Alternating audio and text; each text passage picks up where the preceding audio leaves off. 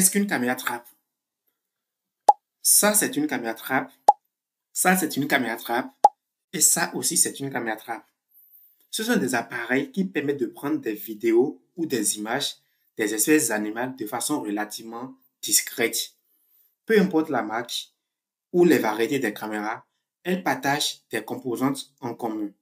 Par exemple, nous avons les matrices de flash, les caméras et les capteurs de motion. Si nous prenons les matrices de flash, il y a des caméras qui disposent des matrices qui émettent des lumières blanches. Ces lumières permettent de détecter des animaux en couleur dans la nuit. Ce sont des caméras utilisées pour les études qu'on appelle CMR ou capture, marquage, recapture. Ce sont des études dans lesquelles on s'intéresse plus à l'estimation de la taille de population d'une espèce donnée ou l'abondance d'une espèce donnée. Avec ces caméras, on peut aussi estimer ou évaluer la distribution d'une espèce. On peut savoir les espèces capturées et marquées, jusqu'à quel endroit ces espèces vont dans une aire protégée. Quelles sont les zones emblavées par ces espèces. On peut aussi suivre le taux de suivi d'une espèce et même suivre des maladies sur une espèce, voir le comportement des autres animaux vis-à-vis de cette espèce et comment est-ce que cette espèce aussi se comporte à partir des vidéos ou des images issues des caméras. On peut aussi également évaluer ou étudier le comportement d'une espèce donnée.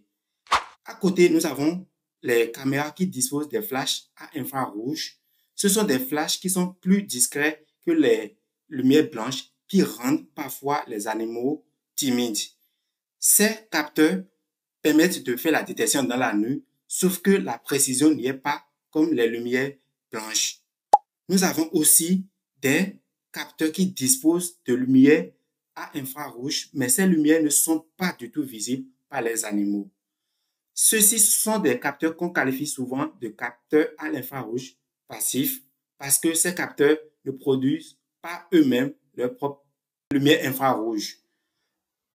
Alors, à côté, nous avons les capteurs qu'on appelle les capteurs à l'infrarouge active qui émettent leur propre lumière infrarouge et à leur opposé, nous avons des détecteurs.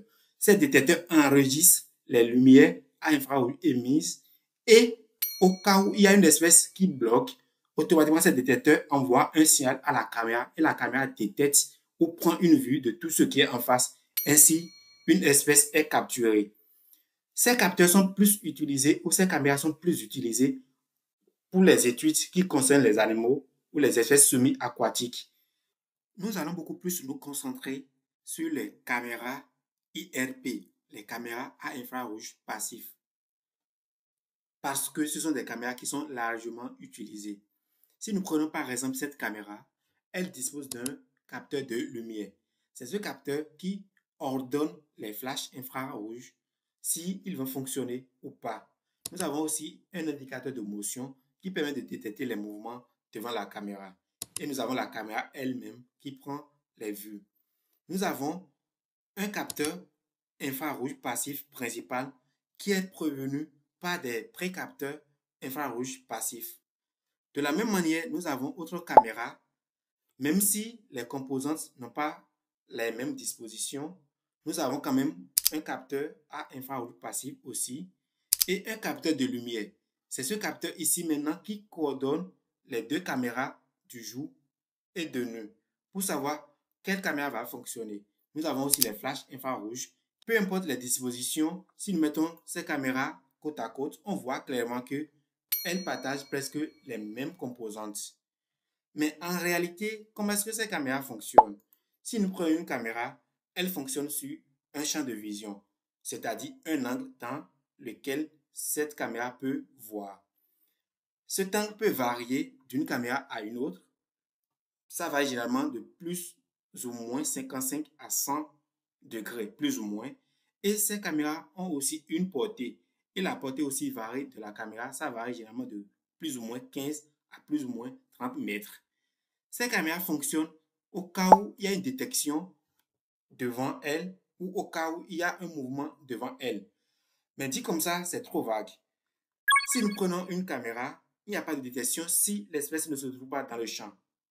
Et aussi, cette caméra va fonctionner si l'espèce est rentrée dans son champ de vision, même si cette espèce est immobile, il n'aura plus de détection parce qu'il doit avoir de mouvement.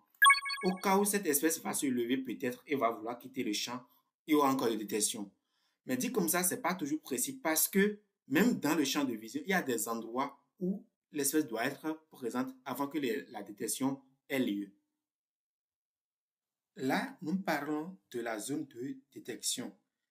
Cette zone de détection est définie par le capteur IRP qui a en son sein ce qu'on appelle capteur pyroélectrique. Ce capteur IRP est défini aussi par une lentille qui converge la quantité de lumière ou la lumière infrarouge qui se trouve dans l'environnement et cette lumière est alternée aussi par deux éléments. Cette alternation crée la zone de détection ici en rouge et la zone de non-détection. Dans la zone de détection, il n'y a pas de détection avec une position donnée ou une position adoptée par une espèce.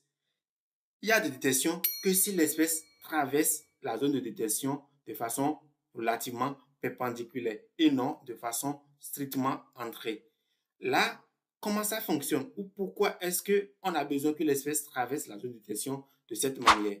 Si nous prenons ce cas ou cette illustration, on voit qu'à un instant T1, l'espèce se trouve à une position et là, l'espèce émet une température corporelle qui influence la quantité d'infrarouge qui se trouve dans l'environnement. À un instant T2, nous avons aussi la même chose.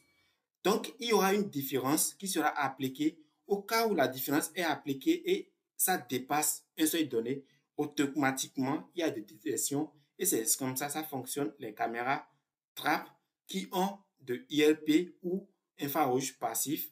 Et ceci va faire que les fausses images qui sont prises par un simple vent sont éliminées. Si vous voulez en savoir plus, nous vous recommandons vivement ces deux documents qui vont vous permettre d'en savoir plus sur comment fonctionnent les caméras trappe, que ce soit IRP ou les caméras à infrarouge actifs. Et aussi, ça vous permettra de comprendre un peu comment vous pouvez procéder à l'installation des caméras. Nous allons vous laisser le lien pour accéder à ces documents en description.